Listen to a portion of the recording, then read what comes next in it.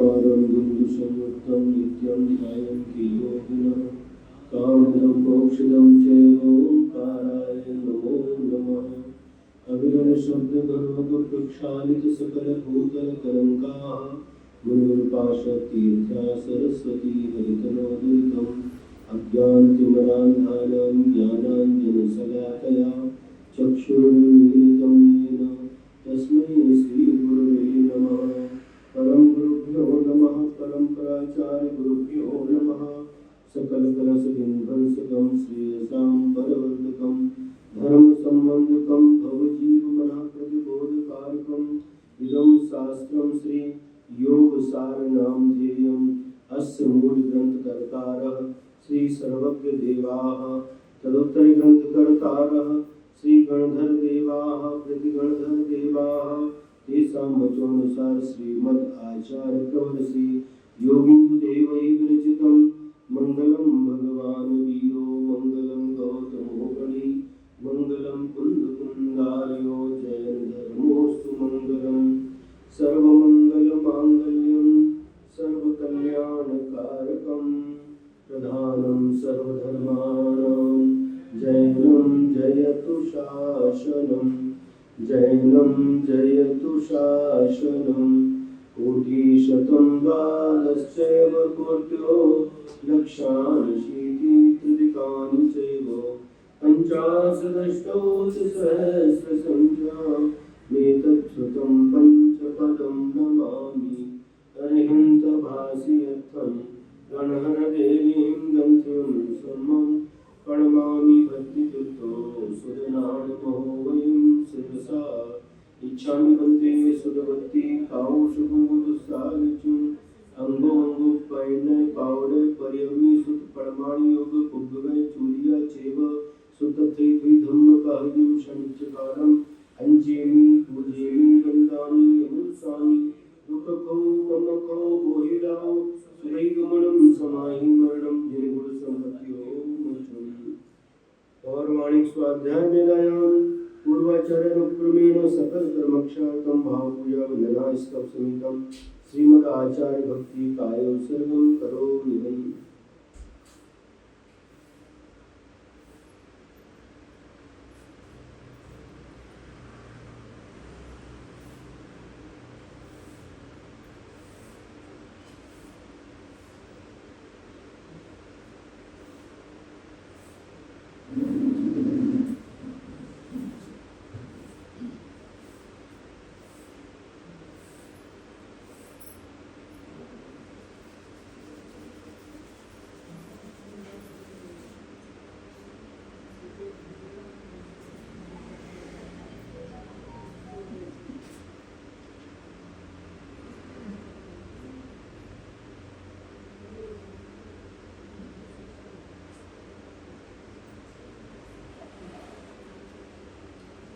श्रुतिजलदीपारिणीभ्यः सकलमधुरभावना पदुमतीभ्यः सुचरिततपोनिधिभ्यो नमो गुरुभ्यो गुरुभ्यः।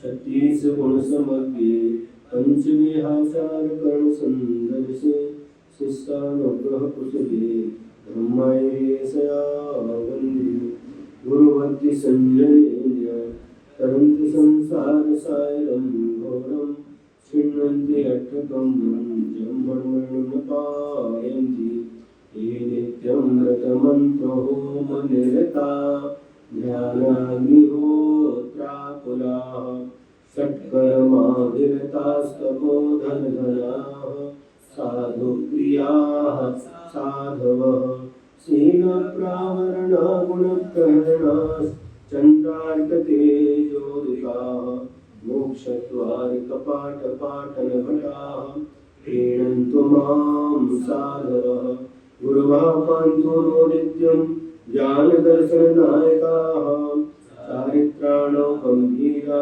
मोक्षमार्गोपदेशकाः इच्छामि वन्दे आयुर्वती काउशुभोदुस्साविचुं सम्मनान समदंसन संचरितयुक्तानं पंचव्याचारणम् आयज्ञानम् आयालादिसुदनानोपदेशानम् अवज्ञायानं त्रिगुणपारायणं सर्वसाहुरं सनित्यकालं चेमि पूजेमि वन्दामि नमो स्वामी दुखको कमको वहिलाओ द्विगमनम समाहि वर्णम जिनगुण संपत्ति हो मध्यम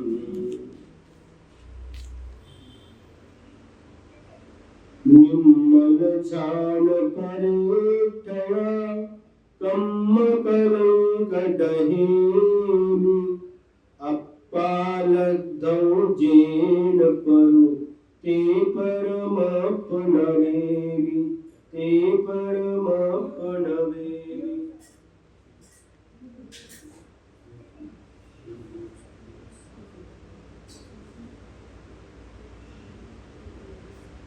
दोहा सूत्र नंबर 46।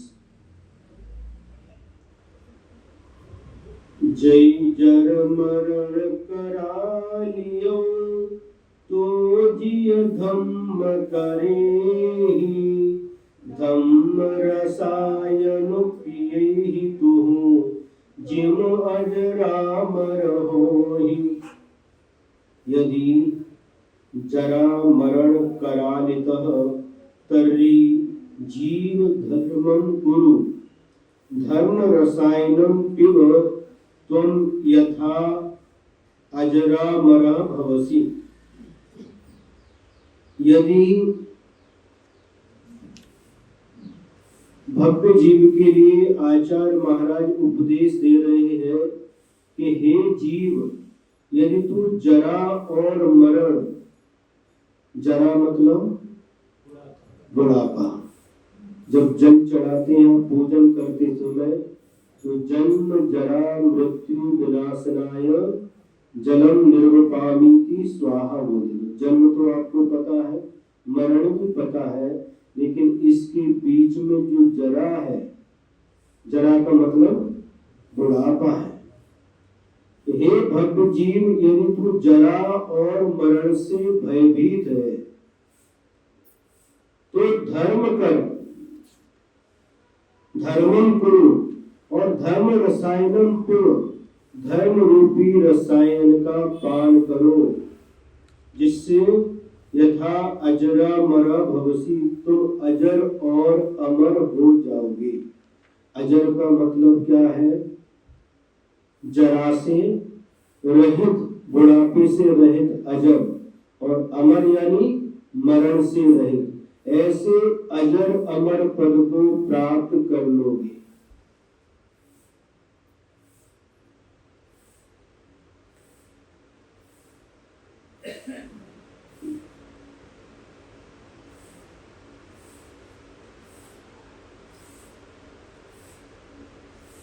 संसारी प्राणी जीना चाहता है और मरण से भयभीत रहता है। कोई भी प्राणी मरना नहीं चाहता, लेकिन सबको मरना पड़ता है। किसी का भी जन्म होता है, उसका मरण नियम से होता है।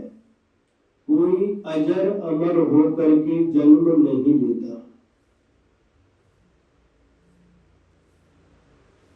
जिसका जन्म हुआ है उसका मरण तो नियम से होता है, लेकिन जरा बुढ़ापा आ भी सकता है और नहीं भी आ सकता।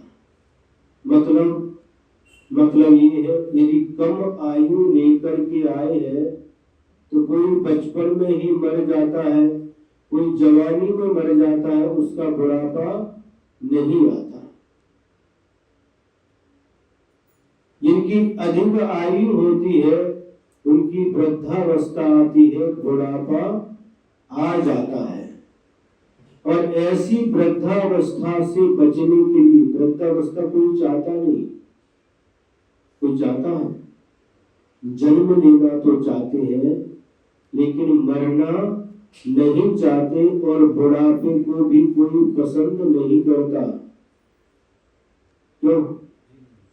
बुढ़ापा चाहते हैं, हमेशा जवान रहना चाहते हैं।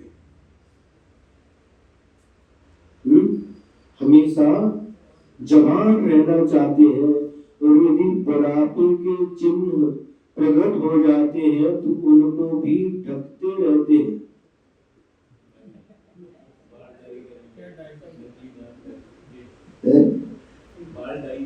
बुढ़ापे के चिन्ह क्या है? बाल सफेद हो जाना।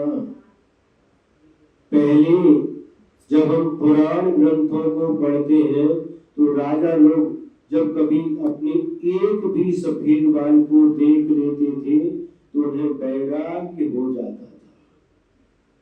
घर परिवार छोड़ करके दीक्षा धारण कर लेते थे और आत्म कल्याण में लग जाते थे।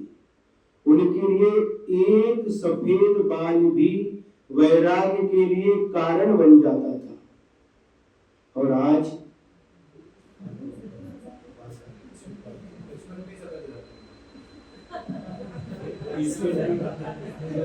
बाल सफेद हो जाते हैं और उनको मेहंदी लगा करके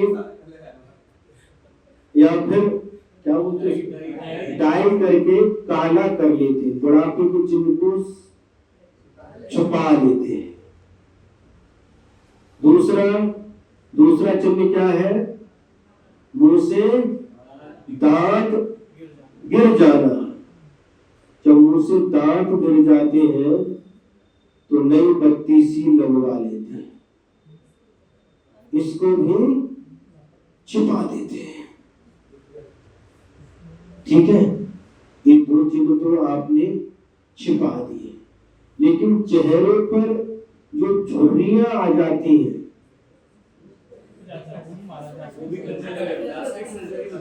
अच्छा अरे हमको नहीं पता भैया कैसी झुर्री आती है चेहरे पर।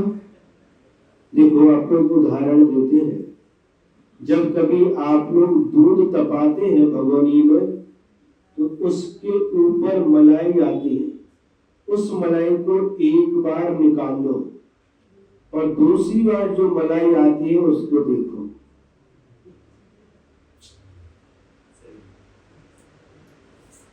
उसमें कैसी झुर्रियां दिखाई देती है, उसी प्रकार से चेहरे पर झुर्रियां आ जाती हैं।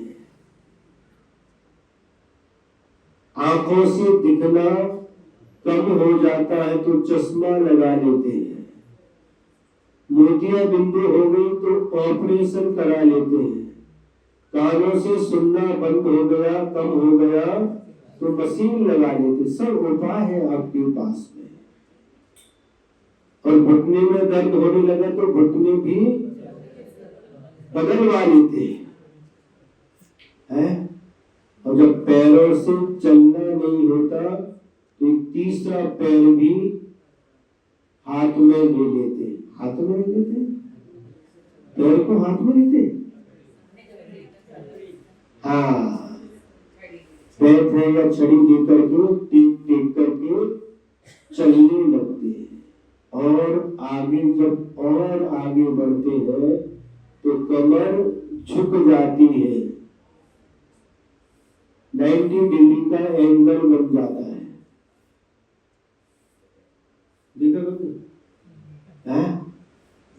ये सारे के सारे वृद्धावस्था के चिन्ह प्रकट होते हैं, लेकिन फिर भी हमें वैराग्य उत्पन्न नहीं होता। हम और संसार में रमने लग जाते हैं।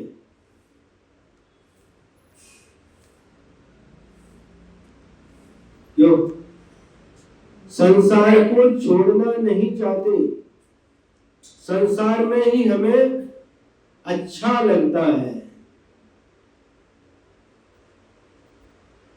यहाँ पर आचार्य महाराज कह रहे हैं, यदि तू जरा और मरण से भयभीत है,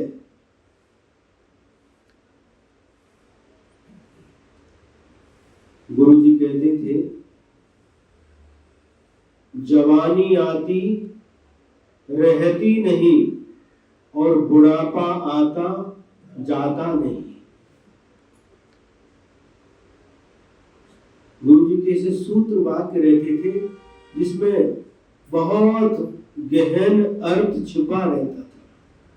जवानी आई रहती नहीं और बुढ़ापा आया जाता नहीं, लेकर के जाता है। जवानी के दिन सेकंड के कांटे की भांति जल्दी जल्दी निकल जाते हैं, और बुढ़ापे के दिन घंटे के कांटे की भांति बहुत मुश्किल से निकलते हैं। आप बुढ़ापा चाहते हैं? क्यों?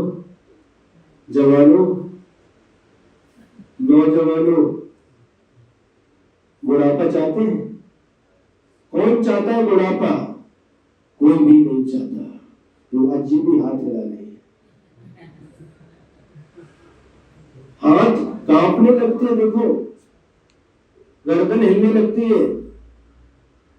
इस सब बुढ़ापे के चिन्ह। कोई भी बुढ़ापा नहीं चाहता और कोई भी मृत्यु ही नहीं चाहता। तो यहाँ कह रहे हैं यदि तू बुढ़ापे से और मृत्यु से भयभीत है तो धर्म कर। उसका उपाय क्या बता रहे हैं?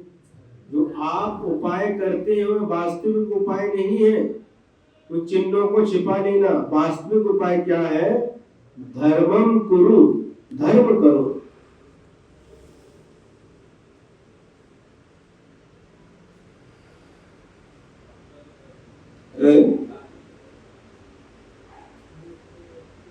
जेवढी वेळ मिळेल तेवढा धर्म करा। धर्म केलं पाहिजे। हॅलो चालू हो, देखो इनका धर्म चालू हो गया। ध्यान देगा।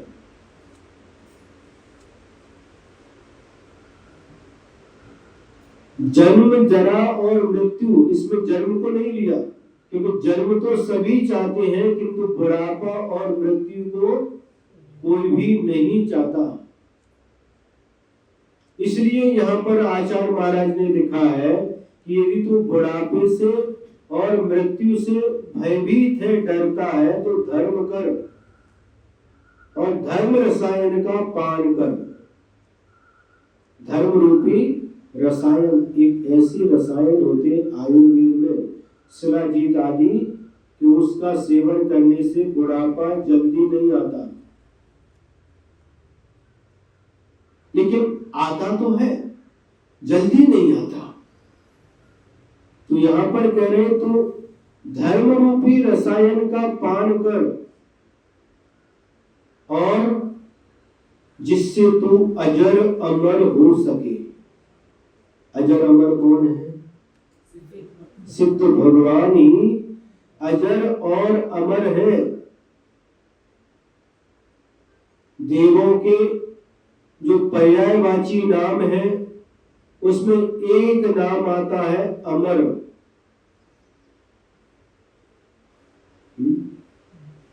भक्ता अमर प्रणत मौनि मणि प्रभाया। भक्त अमर, भक्त अमर। तो देवों के नामों में एक शब्द आता अमर, लेकिन उन देवों की आयु मनुष्य आदि की अपेक्षा से अधिक होती है, इसलिए उनको अमर कहते हैं। लेकिन उन देवों को भी मरना पड़ता है, और मरने के 6 महीने पहले उनके गले में जो माला रहती है वह मुरझा जाती है, और उसको देख करके उन देवों के मन में क्या होता है? वह भी भयभीत हो जाते हैं कि अब हमारी आयु मात्र 6 महीने की शेष बची है। वह भी डरते हैं मरण से, वह भी डरते हैं। मरणात् बिभेति, मरण से सभी प्राणी डरते हैं, लेकिन आयु समाप्त होते ही मरना पड़ता है। जिसका जन्म हुआ है उसका मरण नियम से होता है। जातस्य मरणम ध्रुवम, इस प्रकार से कहा है। जिसका जन्म हुआ है उसकी मृत्यु नियम से होती है। यदि तो जन्म से और जरा से बचना चाहता है तो धर्म कर, धर्म रूपी रसायन का पान कर, तभी तो अजर अमर हो सकता है। तो धर्म क्या है? बहुत अच्छा दोहा सूत्र, धम्मो न पढ़ियहि होय, धम्मो न प्रथा पिछिए, धम्मो न मणि पयेसि, धम्मो न मत्था लुंचई। धर्म न पढ़ते न, पढ़ लेने से धर्म नहीं होता। धम्मो न प्रथा पिछिए, पुस्तक से और पीछे से भी धर्म नहीं होता। धम्मो न मणि पयेसि, किसी मठ में रहने से भी धर्म नहीं होता।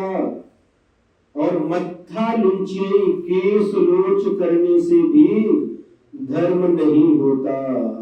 मुनि महाराज को भी ले लिया, मुनि बन गए, वस्त्रों का त्याग कर दिया, पीछे कमंडलू ले लिया, शास्त्र पढ़ रहे हैं, केस लोच कर रहे हैं। तो आचार्य कह रहे हैं पीछे से धर्म नहीं, पीछे में धर्म नहीं है। इस पुस्तक से भी धर्म नहीं, पुस्तक में भी धर्म नहीं है। और केस लोच करने से भी धर्म नहीं होता। मुनि बन गए, अभी क्रिया करने लगे, ये धर्म कर रहे हैं? नहीं, इसका नाम धर्म नहीं है।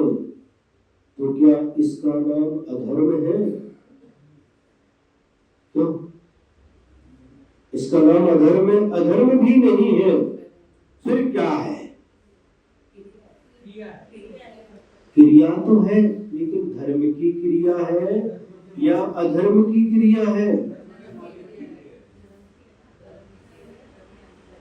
शास्त्र पढ़ना, पीछे के माध्यम से जीवों की रक्षा करना, केसों का लोच करना, ये धर्म की क्रिया है या अधर्म की क्रिया है?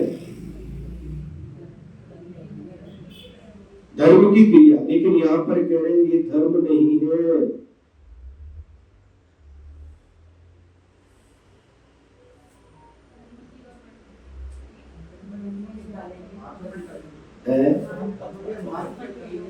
तो मार्ग पे तो चल रहे, लेकिन धर्म है या अधर्म, दो ही वस्तु है। अब प्रश्न ये है, ये क्रियाएं धर्म की है या अधर्म की है? धर्म की, वो तो कह रहे ना, इसमें कह रहे हैं कि धर्म नहीं है। तो सुनिए, आचार्य कुंद स्वामी ने अष्टपावड़ ग्रंथ में एक वाक्य लिखा, एक गाथा में, नग्नो ही मोक्ष मग्नो, यह नग्नता ही मोक्ष मार्ग है। और आगे उसी अष्टपावड़ ग्रंथ में आचार्य कुंद स्वामी ने आगे लिखा, नग्नो न मोक्ष मग्नो, यह नग्नता मोक्ष मार्ग नहीं है। अब देखिए, एक ही ग्रंथ है और लिखने वाले एक ही आचार्य हैं, लेकिन दोनों बातों में विरोधाभास दिखाई देता है। नग्नो ही मोक्ष मग्नो, नग्नता ही मोक्ष मार्ग है, और नग्नो न मोक्ष मग्नो, नग्नता मोक्ष मार्ग नहीं है। ये दोनों बात कैसे?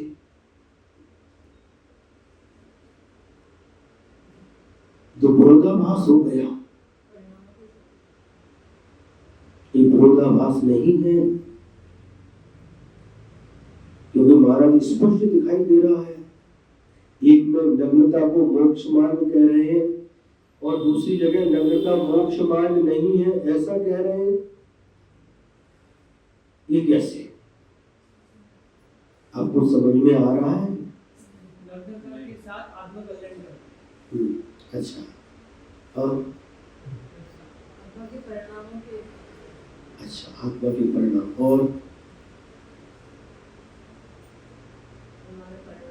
देखिए, आचार्यों के सूत्र वाक्य रहते हैं और इसके अर्थ को समझना प्रत्येक व्यक्ति के वश की बात नहीं होती। कोई भव्यात्मा गुरु के चरणों में जाता है और गुरु के चरणों में जाकर के नतमस्तक होकर के प्रार्थना करता है कि भगवान मैं आत्म कल्याण करना चाहता हूं। उसके लिए गुरु महाराज उपदेश देते हैं, नग्नो ही मोक्ष मग्गो, नग्नता ही मोक्ष मार्ग है। यदि आत्म कल्याण करना चाहते हो, इस नग्नता को स्वीकार करो, इस दिगंबरत्व को स्वीकार करो, रत्नत्रय को धारण करो, 28 मूल का पालन करो। ठीक है। गुरु महाराज के उपदेश से उस भव्यात्मा ने उस नग्नता को स्वीकार कर लिया, वस्त्र आभूषण आदि का त्याग कर दिया। बीच में गैप नहीं रखना, खाली गैप कर रखना।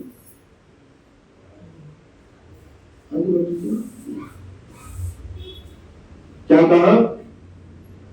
गुरु महाराज का उपदेश सुनकर के उसने नग्नता को स्वीकार कर लिया, मुनि दीक्षा धारण कर ली और पीछे कमंडलू ले लिया, स्वाध्याय कर रहा है, केश रोचवी कर रहा है और अपनी चर्या का भी पालन कर रहा है। उसमें वह आनंदित है। तो उन मुनि महाराज के लिए गुरु महाराज पुनः संबोधन करते हैं, नग्नो न मोक्ष मग्गो। यह नग्नता मोक्ष मार्ग नहीं है। अरे गुरुदेव, ये कैसी बात कर रहे हैं? पहले आपने कहा कि नग्नता ही मोक्ष मार्ग है। यदि आप पहले से बता देते कि नग्नता मोक्ष मार्ग नहीं है तो मैं दीक्षा क्यों लेता? सुन रहे हैं? तो गुरु महाराज ने कहा, मात्र नग्नता मोक्ष का मार्ग नहीं है। यदि नग्नता मोक्ष का मार्ग होता तो जितने पशु पक्षी हैं वह जन्म से लेकर के मरण तक नग्न ही रहते हैं, उनको भी मोक्ष मिल जाता। समझ में आ रहा है? जिसको तुम धर्म मान रहे हो, केशरोच करना आवश्यक था, आवश्यक है, पुस्तक पढ़ना, शास्त्र पढ़ना, पीछी का उपयोग करना, इसको धर्म मान रहे थे, ये धर्म है। लेकिन बात इतना ही धर्म नहीं है, इससे भी तुम्हें ऊपर उठना है।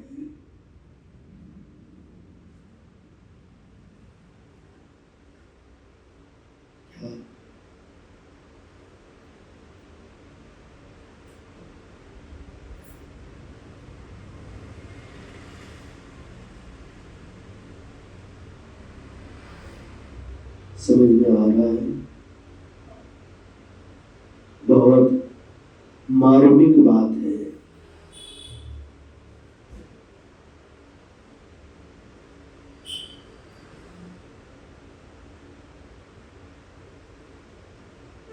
गुरु के चरणों में वह शिष्य बैठा है और जितना उठा है, जितना ऊपर उठा है धर्म के क्षेत्र में, गुरु क्या कहते हैं? इससे भी ऊपर जाना कहा था तुमने मुझको, तुम्हें इससे भी ऊपर उठना है, इससे भी ऊपर उठना है, और ऊपर उठना है, और ऊपर उठना है।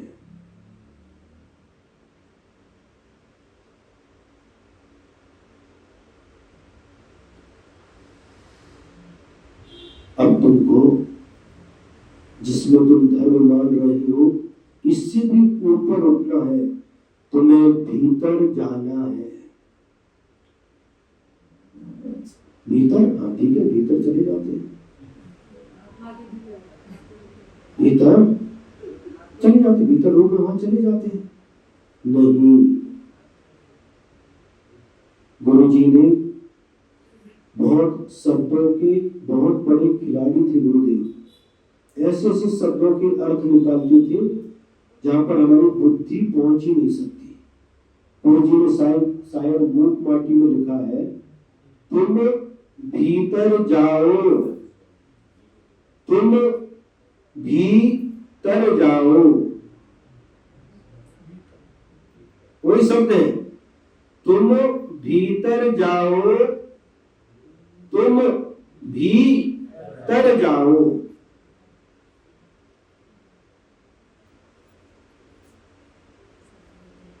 समझ में आ रहा है? भीतर यानी आत्मा के अंदर। अब तुमको और ऊपर उठना है, इसको तुम धर्म मान रहे हो, इसमें ही संतुष्ट हो गए नहीं, अभी तुम्हें और ऊपर जाना है।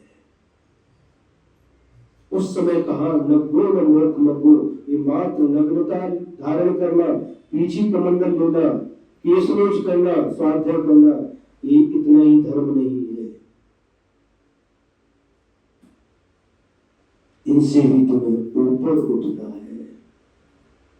गुरु महाराज अपने शिष्य को और ऊपर देखना चाहते हैं। जिस प्रकार से पिता अपनी संतान को अपने से आगे देखना चाहती है, उसी प्रकार से गुरु भी अपने शिष्य को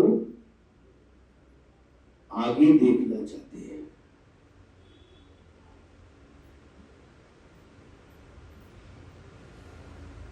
अब इससे ऊपर कैसे उठना? अब ध्यान में बैठो। इन सब क्रियाओं जिनको तुमने धर्म समझा था, धर्म की क्रिया है, लेकिन इससे भी आगे तुम्हें जाना है।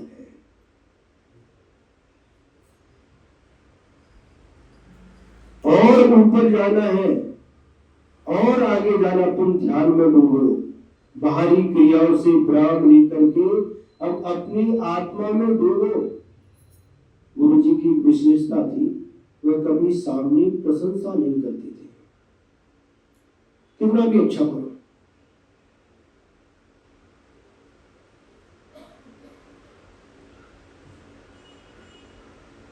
तत्वसूत्र का वाचन होता था, 10 अध्याय पर्यूषण पर्व एक ही।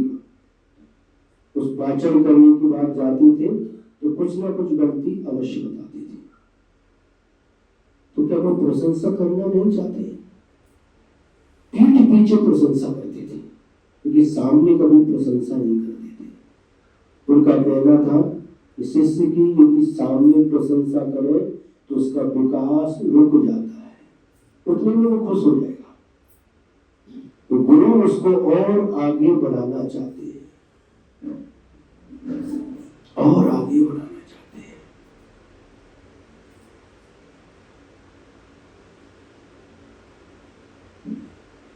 बात समझ में आ गई?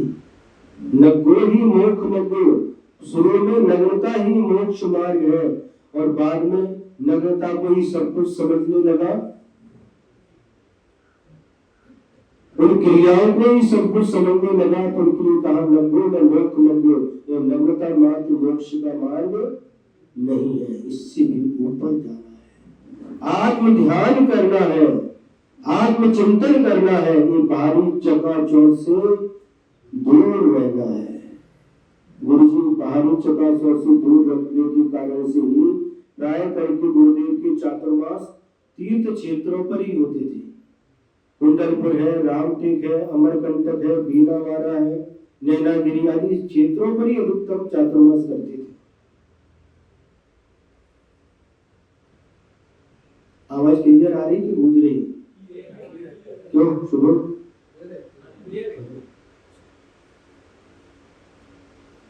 आगे कहते हैं, राय रोस दे परे हरवी, जो अपानी बसे, सो धम्म निजन उत्तियो, जो पर पंचम गईने राग रोषं द्वौ परिहृत्य यह आत्मनि वसति स धर्म अपि जिनोक्तः यह पंचम गतिम नयति। अब धर्म क्या है? ये आपने कह दिया पढ़े लेना का नाम धर्म नहीं है, पुस्तक और पीछे में धर्म नहीं है, कि इस रोज में भी धर्म नहीं, तो धर्म क्या है? तो कह रहे हैं राग रोष गुण परिहृत्य, राग और द्वेष इन दोनों को छोड़ करके यह आत्मनि वसति, जो अपनी आत्मा में वास करता है, आत्मा में रहता है, स धर्म अपि जिनोक्ता, और उसे धर्म कहा है किसने? जिनेन्द्र भगवान ने। यह पंचम गतिम नयति, और यही धर्म पंचम गति यानी मोक्ष को लेकर के जाता है। जब तक स्वाध्याय करते रहोगे, कीर्तन करते रहोगे, भगवान की भक्ति करते रहोगे, है, तब तक तुम्हें मोक्ष मिलने वाला नहीं है। इन सबको छोड़ करके, राग और द्वेष इन दोनों को छोड़ करके जब तुम अपनी आत्मा में लीन हो जाओगे, और उसी का नाम धर्म है, और वही धर्म तुमको पंचम गति मोक्ष में ले जाएगा, उसका नाम धर्म है। मोक्ष में जाना कि नहीं? तो कहाँ जाना है? मोक्ष जाना है कि कोल्हापुर जाना है? मोक्ष को जाना है। तो मोक्ष जाने के लिए यह उपाय बताए हैं। राग और द्वेष, न किसी वस्तु के प्रति राग रखना, न द्वेष रखना। कोई वस्तु हमको अच्छी लगती है, उसके प्रति हमारा प्रेम हो जाता है, उसे राग कहते हैं। और जो वस्तु बुरी लगती है, उससे हम बचना चाहते, दूर होना चाहते हैं, उसका नाम द्वेष है। तो राग और द्वेष इन दोनों को छोड़ करके अपनी आत्मा में तल्लीन हो जाते हैं, उसी का नाम धर्म है, और वही धर्म हमें मोक्ष को ले जाता है। दोहा सूत्र नंबर 49। आउ गलई नबि मनो गलई, नबि आसाहु गले, मोह फुरे नबि अपहियो, इम संसार भमे। आयु गलती नैव मनः, आयु गल जाती है पर मन नहीं गलता। क्या कह रहे हैं? आयु गल जाती है लेकिन मन नहीं गलता, मतलब बुढ़ापा आ जाता है, शरीर बूढ़ा हो जाता है, लेकिन मन कभी बूढ़ा नहीं होता। आचार्य महाराज जी उदाहरण देते थे, इमली का पेड़, चिंचाचा झाड़, इमली का पेड़ भले ही बूढ़ा हो जाए, लेकिन उसकी खटाई कभी बूढ़ी नहीं होती। खटाई खटाई क्या होती? आंबट बना। चिंचाचा झाड म्हातारा झाल्यानंतर त्यांचा आंबटपणा कमी होत नाही। क्या हो गया भैया?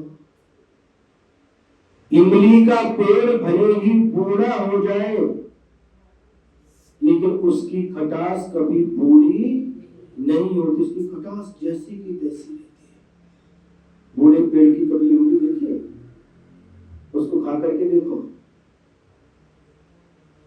खटास में कमी आती क्या?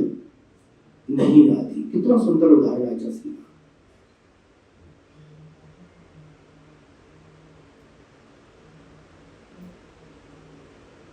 जिस प्रकार से इमली का पेड़ बूढ़ा हो जाने पर भी उस इमली की खटास कम नहीं होती, उसी प्रकार से शरीर भले ही बूढ़ा हो जाए लेकिन मन बूढ़ा नहीं होता। मन हमेशा जवान रहता है, शरीर में इंद्रियां शिथिल पड़ जाती हैं, भोग भोगने की शक्ति, भोग भोगने की क्षमता कम हो जाती है, समाप्त हो जाती है, लेकिन फिर भी मन उन भोगों की ओर ही दौड़ता रहता है।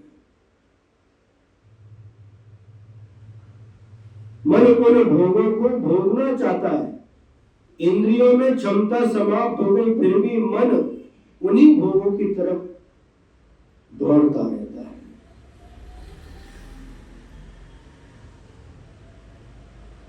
आयु गलती मन न गलती, आयु गल जाती है लेकिन मन गलता नहीं, शरीर शिथिल हो जाता है लेकिन मन कभी शिथिल नहीं होता।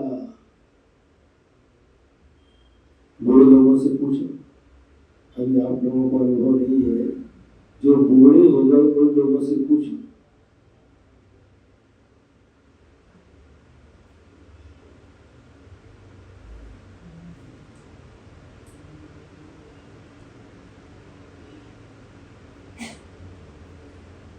मन नहीं गलता और आशा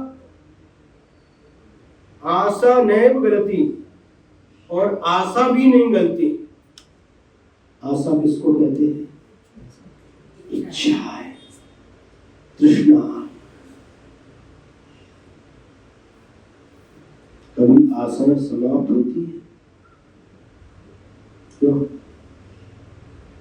इच्छाएं कभी समाप्त होती है?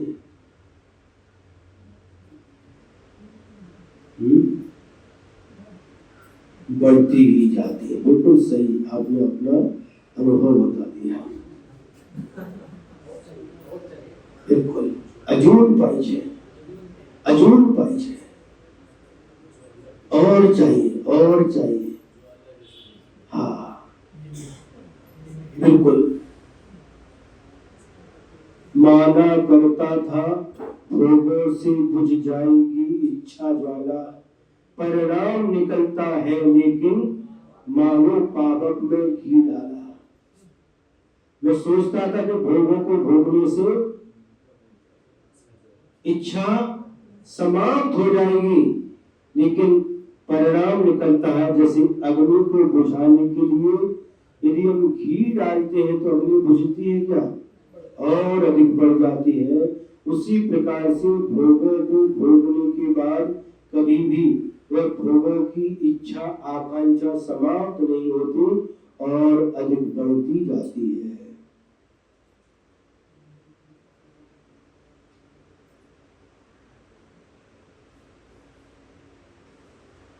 भोगा न भुक्ता वैनेव भुक्ता, तृष्णा न जीर्णा वैनेव जीर्णा।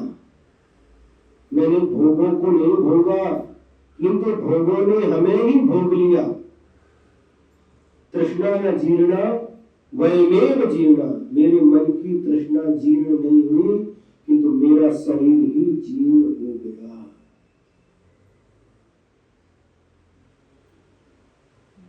आशा कभी भी समाप्त नहीं होती, न मन गलता है न आशा गलती है।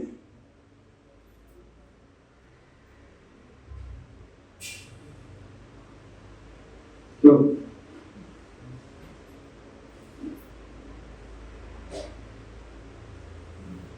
और जो आशा को गला दे, मन को गला दे, उसी का नाम धर्म है।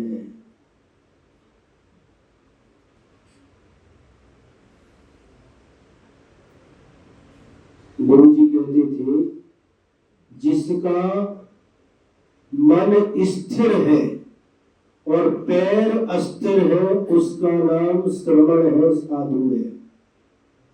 और जिसके पैर स्थिर है और मन अस्थिर है उसका नाम गृहस्थ है, श्रावक है। पैर स्थिर मतलब मुनि महाराज कभी एक स्थान पर नहीं रहते, मठ बना करके नहीं रहते। परसों बागोई थे, परसों मतलब कुछ दिन पहले, फिर खराड़ी आ गए, विमान नगर आ गए, अब विमान नगर से आ गए। कहाँ जाएंगे पता नहीं, कहाँ जाएंगे पता नहीं।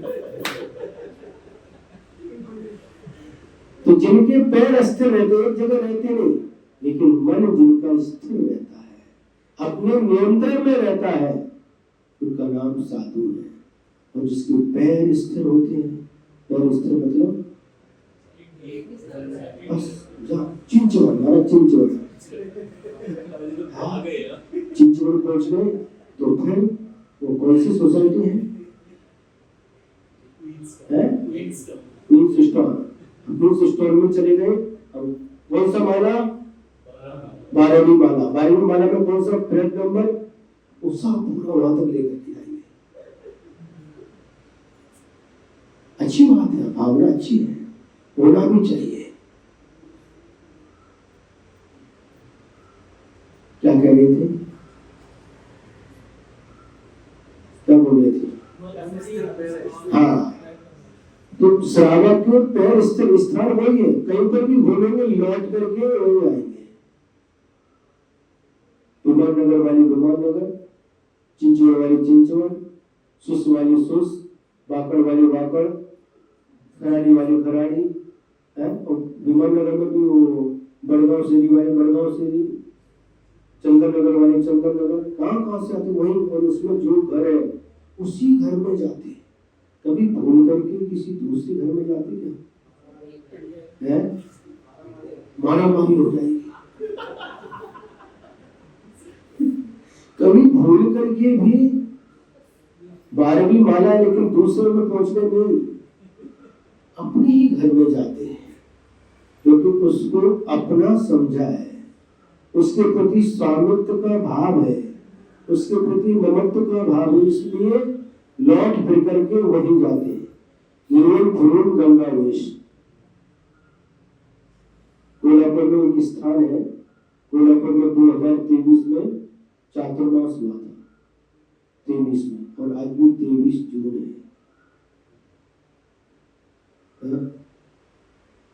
पाठ दिवस है। तो वहां पर एक गंगावेश करके स्थान है, तो किधर से भी जाओ घूम करके उधर ही आ जाते हैं। तो नियम सागर महाराज जी का पहले पूना में चातुर्मास हुआ था 2012 में दिल्ली में, उसके पहले 2011 में उनका कोल्हापुर में चातुर्मास था। तो बोलते थे प्रवचन में इवन भूर गंगावेश। क्या अर्थ निकला इसका?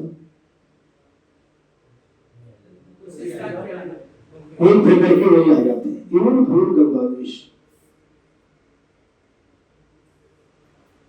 तो घूम फिर करके वापस वही आ जाते हैं। इसी बात को हम दूसरे प्रकार से कहें, जिनका ड्रेस एक है, एड्रेस बदलता रहता है, वह साधु। और जिनका एड्रेस एक रहता है, ड्रेस बदलती रहती है, उसका नाम साधु। अब साधु की ड्रेस देखो, कहीं पर भी जाओ, चाहे महाराष्ट्र हो, चाहे कर्नाटक हो, MP हो, UP हो, एक ही ड्रेस मिलेगी दिगंबर। चाहे ठंडी हो, चाहे गर्मी हो, चाहे बारिश हो, आपकी अलग अलग ड्रेस रहती। ठंडी की ड्रेस अलग है, गर्मी की अलग है, घर के अंदर की अलग है, घर के बाहर की अलग है, दिन की अलग है, रात की अलग है। आपको ड्रेस बदलते रहते हैं, लेकिन एड्रेस वही रहता है।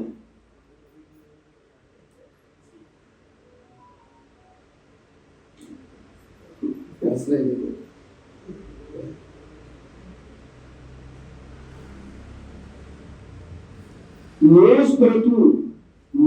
स्फुरित होता है, किंतु आत्महित स्फुरित नहीं होता। आत्महित मन में नहीं आता, आत्महित की बात मन में नहीं आती, किंतु मोह ही बढ़ता रहता है। मोह बढ़ता रहता है। क्या? मोह बढ़ता रहता है, किंतु आत्महित की बात मन में नहीं आती। आत्महित के बारे में नहीं सोचते, किंतु मोह के बारे में ही हम आगे बढ़ते रहते हैं। इस तरह एवं संसारम भ्रमति, इस प्रकार से जीव संसार में भ्रमण करता रहता है, भटकता रहता है।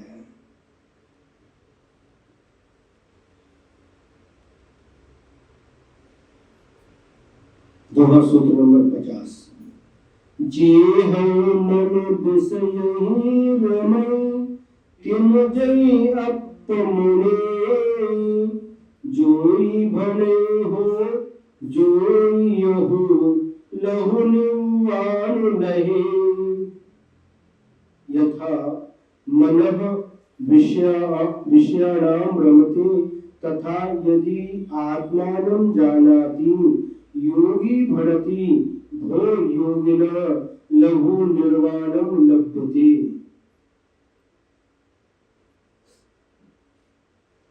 क्या कह रहे हैं कि यह मन जिस प्रकार से पंचेंद्रिय के विषय भोगों में रमण करता है उसी प्रकार से भी अपनी आत्मा को जानने में अथवा अपनी आत्मा में रमण करे तो हे योगी जनों वह व्यक्ति शीघ्र ही निर्वाण को प्राप्त कर लेता है।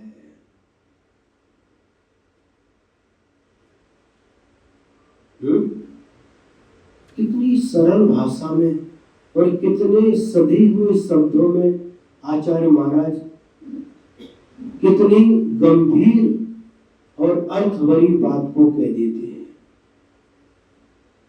जिस प्रकार से हमारा मन विषयों में रमता है वैसे ही यदि आत्मा में रमे तो वह व्यक्ति शीघ्र ही निर्वाण को प्राप्त कर लेता है।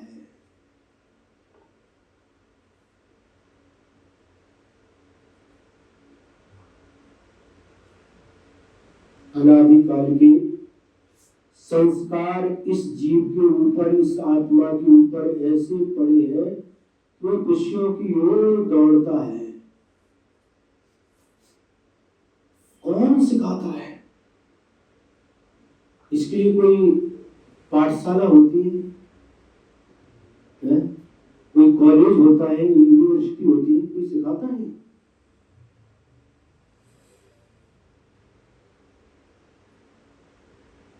बच्चा मां के पेट से जन्म लेता है। कौन का बच्चा?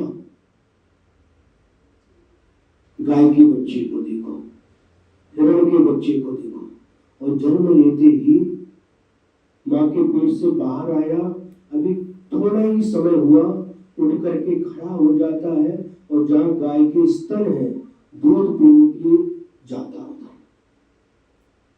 देखा कभी बच्चों को? मनुष्यों के बच्चों की बात नहीं कर रहे,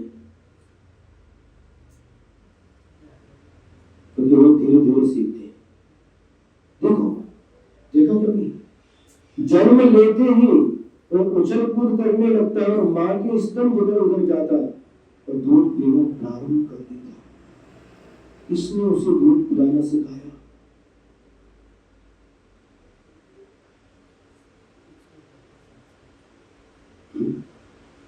किसने सिखाया? अभी तो पेट में से बाहर आया है और दूध पीना किसने सिखा दिया?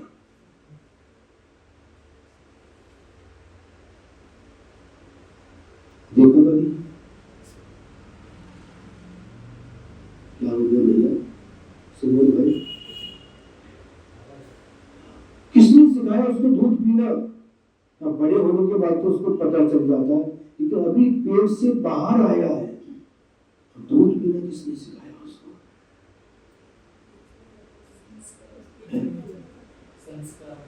माँ तो मनुष्य की माँ तो अपने हाथ से उनको पिलाना पड़ता है, लेकिन वो कैसे सीख जाती है? उनके तो जानवर के तो पैर नहीं होते, हाथ नहीं होते, तो अपने आप चार पैर है और अपने आप जाता है, वहीं जाकर के स्तन को मुंह में लेता है और दूध पीना प्रारंभ कर देता है। ये संस्कार और कहीं नहीं जाता। देखो आप कहीं बकरी वगैरह को हम लोग देखे, यहाँ पर भी उसे लटकते रहते हैं, उधर जाता उधर नहीं जाता। अपनी माँ को पहचान लेता है। हजारों गाय हो और 8 दिन का बच्चा हो, हजारों में से अपनी माँ के पास पहुंच जाता है।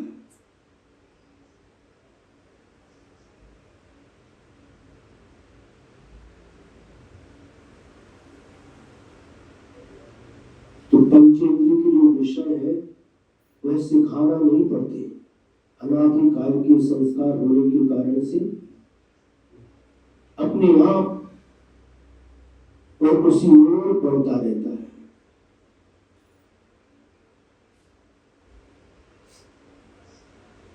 छोटा बच्चा है, सामने उसको खाने का वस्तु या पीने की वस्तु होगी, तो बच्चा थोड़ा बड़ा हो जाता है और वो स्टील की बोतल में दूध डाल करके 1 साल का हो गया मान लो, और उसके ऊपर क्या बोलते उसको निप्पल लगा देते और वो उठाता, हमने देखा छोटे छोटे बच्चे उठाते हो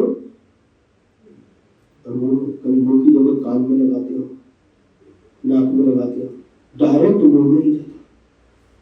कैसे संस्कार है। अंधा व्यक्ति भी हो, जन्म से भी अंधा हो, और खाना भोजन उसके सामने रखा तो भूल से आंखें तो बंद है, आंखें तो हो गई, नाक में चला जाए, कमर में चला जाए, जाता क्या, कहाँ जाता है, डायरेक्ट मुंह में जाता है। जन्म से अंधा है फिर भी। तो पंचेंद्रिय के विषयों के प्रति जो हमारा आकर्षण है, जो संस्कार है, वो अनादिकाल के संस्कार है, इसीलिए ऐसा होता है। उसके लिए कोई प्रयत्न नहीं करना पड़ता, कुछ सिखाना नहीं पड़ता। बाकी चीज सिखानी पड़ती है, लेकिन ये सब कुछ सिखाना नहीं पड़ता। अपने आप जैसे जैसे उम्र बढ़ती, सब कुछ अपने आप सीखता चला जाता है।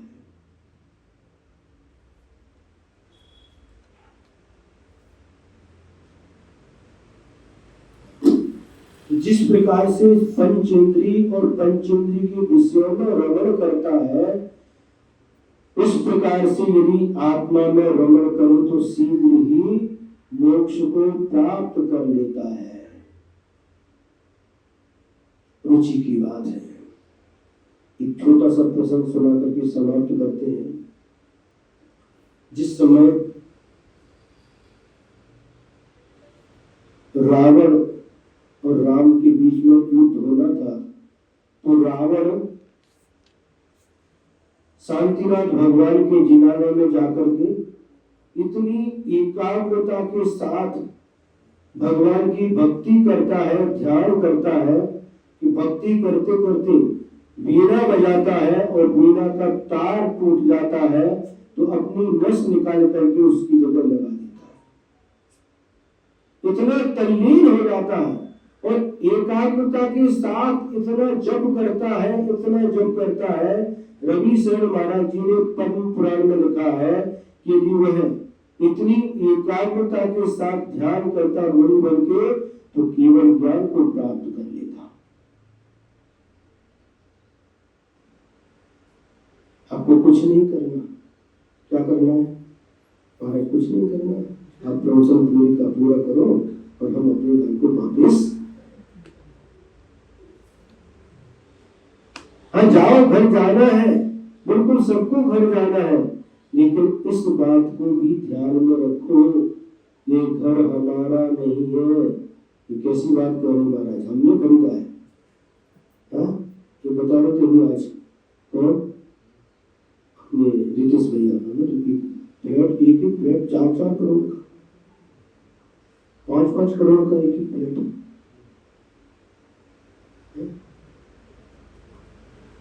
और उसको हमने खरीदा, हमारा, हमने बनाया है, हमारा है। यदि आपका है तो आप अपने साथ में ले जा सकते हैं उसको।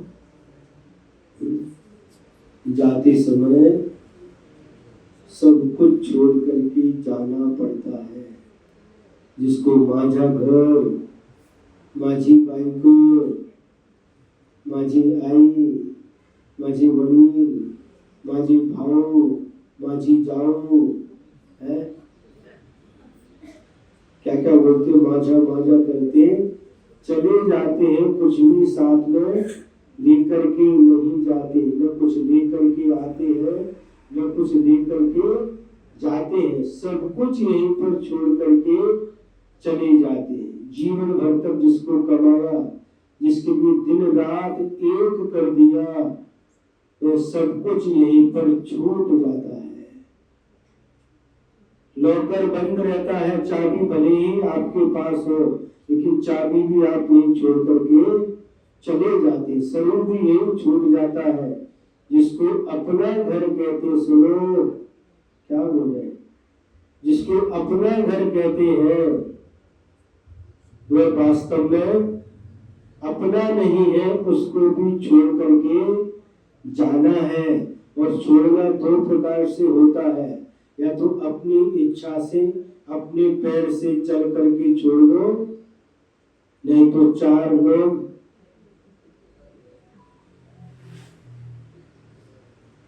समझ में आ रहा है, चार लोग लेकर के बाहर निकालेंगे, कौन सा अच्छा है? खुद से छोड़ना ही अच्छा। कम से कम इस बात को याद तो रखो कि हम जिस घर को हमने बनाया है उसको अपने पैरों से चल करके छोड़ेंगे। कोई दूसरा छुड़ाए उससे अच्छा है, उससे बेहतर है कि स्वयं ही उसको छोड़ करके आत्म कल्याण के मार्ग पर अग्रसर हो। यदर्थमात्रा तद्वाक्यहीनं मया प्रमादाद् किंचनोक्तं तन्मे च मुक्त्वा बुद्धातु देवी सरस्वती केवलबोधिमध्यं बोधि समाधि परिणाम शुद्धि स्वात्मोपलब्धि सर्वसौख्य सिद्धि चिंतामणि चिंतितमस्तु दाने त्वमन्यमानस्य नमस्तु देवी त्वमन्यमानस्य नमस्तु देवी। द्वादशां जीवानी माता की परम उपकारी परम पूज्य आचार्य गुरुवर श्री विद्यासागर जी महाराज की जय।